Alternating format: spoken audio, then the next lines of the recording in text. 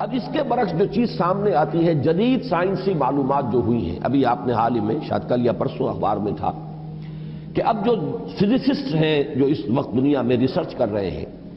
وہ ریسرچ ہو رہی ہے وہ پارٹیکلز پر، لائٹ پارٹیکلز جو شروع میں بالکل وجود میں آئے، بہت ہی چھوٹے، جن کا کوئی تصور آپ نہیں کر سکتے ان کے چھوٹے ہونے کے اعتبار سے۔ معلوم ہوا کہ وہ 3 قسم کے بیسک پارٹیکلز ہیں، انہی سے پھر یہ کائنات بنی ہے۔ یہ ساری ریسرچ ہو رہی ہے۔ اسی طرح نوبل پرائز جب ملا تھا عبدالسلام کو، یہ جو سائنسدان ہے قادیانی، اور انہیں نصف حصہ ملا تھا ایک اور دوسرے شخص کے ساتھ نوبل پرائز میں، تو وہ بھی آپ کو یاد ہوگا، اخبارات میں پڑھا ہوگا کہ وہ بھی ریسرچ تھی اس بات پر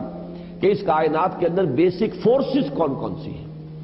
ایک فورس آف گریویٹی ہے، ایک میگنیٹک فورس ہے، ایک الیکٹرانک فورس ہے، وغیرہ وغیرہ۔ اور ہو یہ رہا ہے کہ اب یہ چیزیں جیسے جیسے تحقیق آگے بڑھ رہی ہے، ان کی تعداد کم ہو رہی ہے،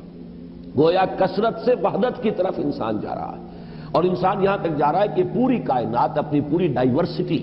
اپنے پورے تنوع کے ساتھ، اس کا نقطہ آغاز جو ہے وہ بالکل ایک یا 2 یا 3 چیزیں ہیں بڑی حقیر سی، وہاں سے اس کائنات کا ارتقا ہوا ہے۔ وہ جو theories of the creation of universe ہے کہ یہ کائنات کیسے وجود میں آئی، کریشن کیسے ہوئی، کن سٹیجز میں سے یہ کائنات گزری ہے۔ قرآن کہتا ہے کہ ایک لفظ کن ہے جس سے کہ اس کائنات کی تخلیق ہوئی۔ اللہ تعالیٰ کے اس ایک حرف کن نے سب سے پہلی شکل جو اختیار کی ہے وہ وہی پارٹیکلز ہیں نور کے، سب سے چھوٹے چھوٹے پارٹیکلز۔ یہ خنک نور کا دور ہے جس میں کہ حرارت نہیں تھی، گرمی نہیں تھی، ٹھنڈی روشنی، ایک بسیط نور تھا کہ جو اس حرف کن کے ذریعے سے وجود میں آیا۔ یہ جو دور ہے خنک نور کا، ذہن میں رکھیے، اس میں ابھی حرارت نہیں ہے، اس میں گرمی نہیں ہے، جو بھی ہے اندر پوشیدہ ہے اس کے، وہ بعد کا مرحلہ آئے گا جب میں عرض کروں گا۔ اس خنک نور کے دور ہی میں 2 چیزیں اللہ نے اس سے پیدا کی جو صاحب شعور اور صاحب تشخص ہے۔ ایک ارواح انسانیہ، وہ بھی نورانی ہے، اس نور سے بنی۔ دوسرے ملائکہ، وہ بھی نورانی ہے اور اس نور سے بنے۔ سب سے پہلے اللہ نے حضور صلی اللہ علیہ وسلم کی روح کو پیدا کیا، کیونکہ ابتدائی مرحلہ یہی ہے۔ یہ خنک نور کا دور ہے جبکہ ابھی نہ کوئی ناری کرے تھے، نہ کہیں اسی طرح کی خاک وغیرہ کا کوئی مسئلہ تھا۔ اس کائنات میں اللہ تعالیٰ کے حرف کن نے ایک خنک روشنی کی شکل اختیار کی تھی، اس سے پیدا کی گئی ارواح انسانیہ، انہی میں ایک روح محمدی ہے صلی اللہ علیہ وسلم۔ تو اگر سب سے پہلے اللہ نے اسی کو بنایا ہو تو اس میں کوئی حرج واقع نہیں ہوتا، وہ بھی مخلوق ہے، وہ بھی اللہ کے بنانے سے وجود میں آئی ہے، صرف ایک تقدم زمانی اس سے حاصل ہے کہ سب سے پہلے اللہ نے نبی اکرم صلی اللہ علیہ وسلم کی اس روح مبارک کو اس نور سے پیدا کیا، لیکن اسی نور سے تمام انسانوں کی ارواح پیدا کی گئی، اور انہی سے وہ عہد لیا گیا تھا لست بربکم قالوا بلا، اور اسی نور سے ملائکہ پیدا کیے گئے ہیں۔ خنک نور میں بڑے بڑے ایکسپلوژنز ہوئے ہیں اور ناری کرے وجود میں آئے۔ یہ ذہن میں رکھیے کہ ایک شے ہے، اس کے اندر کوئی حرارت مخفی ہے، ظاہر نہیں ہو رہی۔ ایٹمز ہیں، ایٹمز کے اندر بہت بڑی انرجی ہے، ظاہر نہیں ہو رہی۔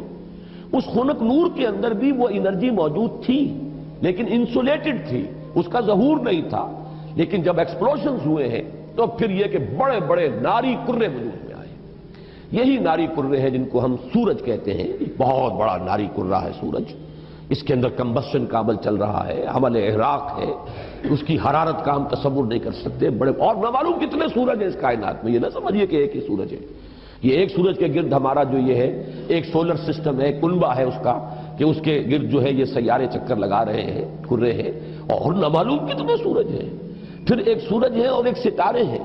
ان ستاروں کے گرد یہ سورج اپنے کنبوں کو لے کر چکر لگا رہے ہیں۔ بہرحال ہم یہاں پر جو ہے اصولاً جو بات سمجھنا چاہ رہے ہیں اس وقت وہ یہ ہے کہ یہ سیکنڈ سٹیج ہے، تنزل ہے یہ، کہ اب اس خنک نور میں جب ایکسپلوژنز ہوئے ہیں تو وہاں سے بڑے بڑے ناری کرے وجود میں آئے۔ یہ ایکسپلوژن کا لفظ میں جان بوجھ کر بول رہا ہوں اس لیے کہ جدید سائنس میں، جدید فزکس میں ایک لفظ استعمال ہوتا ہے دی بگ بینگ تھیوری، اس کا نام ہی ہے دی بگ بینگ تھیوری، کہ ایسا معلوم ہوتا ہے کہ ایک وقت میں کوئی بہت بڑا دھماکہ ہوا جس سے کائنات وجود میں آئی۔ اب یہ دھماکہ جو ہے بگ بینگ تھیوری جو ہے، یا تو یہ ہے کہ اس کو تعبیر کیا جائے گا اس حرف کن سے، کن، وہ کن کیسا ہوگا جس نے اس پوری کائنات کو وجود بخشا ہے اس کا ہم تصور نہیں کر سکتے۔ یہ ہم کہہ رہے ہیں کن، لیکن اللہ کا وہ کلام جب صادر ہوا ہو اور حکم ربی امر کن جو ہے اس کی کیا کیفیت ہوگی، تو یا تو بگ بینگ جو ہے یا تو اس سے تعبیر کیا جائے، اور یا یہ کہ جو یہ ایکسپلوژنز ہوئے ہیں اس خنک نور نے جو ناری کروں کی شکل اختیار کی ہے تو یہ بگ بینگ ہے، یہ دھماکہ ہے۔ یہ دور ہے کہ جس میں اس آگ سے اللہ نے تیسری مخلوق پیدا کی۔ میں نے اب پہلے دو کر دیے نا، نور سے دو مخلوق، انسانی ارواح اور ملائکہ۔ دوسری سٹیج پر یہ تیسری مخلوق پیدا ہوئی، یہ جنات ہیں، یہ آگ سے بنائے گئے ہیں۔ قرآن بار بار کہتا ہے وَالْجَانَّ خَلَقْنَاهُ مِنْ قَبْلُ مِنْ نَارِ السَّمُومِ۔ قرآن مجید میں سورہ رحمان میں بھی ہے، اللہ تعالیٰ نے انسان کو پیدا کیا ہے مٹی سے، لیکن یہ کہ انسان کو بنایا ہے آگ کی لپٹ سے۔ بار بار آیا ہے یہ مضمون تو قرآن مجید میں۔ اور جنوں کا معاملہ جو ہے، اور یہ کہ سورہ ہجر میں فرمایا گیا وَالْجَانَّ خَلَقْنَاهُ مِنْ قَبْلُ، یہ پہلے پیدا ہوئے انسانوں سے۔ لہذا یہ دوسری سٹیج ہے جس میں کہ جنات کی تخلیق ہوئی ہے اس آگ کی لپٹ سے۔ کہ پھر نظریہ یہ ہے کہ یہ جو بڑے بڑے ناری کرے تھے، یہ جب تیزی کے ساتھ حرکت میں تھے تو ان سے کچھ حصے ٹوٹ ٹوٹ کر ان سے علیحدہ ہوئے اور انہی کے گرد چکر لگانے لگ گئے۔ یہ ہے در حقیقت ان سورج کے گرد جو یہ سیارے وجود میں آئے ہیں، یہ کرے جو ہیں۔ پھر یہ ٹھنڈے ہونے شروع ہوئے، اور ان میں جب ٹھنڈا ہوا ہے وہ ناری کرہ تو اوپر جو ہے کرسٹ آیا، راکھ، جیسے انگارے کے اوپر راکھ آ جاتی ہے، راکھ ٹھنڈی ہوتی ہے، اندر انگارہ موجود ہے، ذرا سی راکھ ہٹ جائے اگر اور آپ کی انگلی جو ہے اس انگارے کو ٹچ کر جائے تو جلے گی، لیکن اگر راکھ اوپر ہے تو وہ آپ کو محسوس نہیں ہوگا۔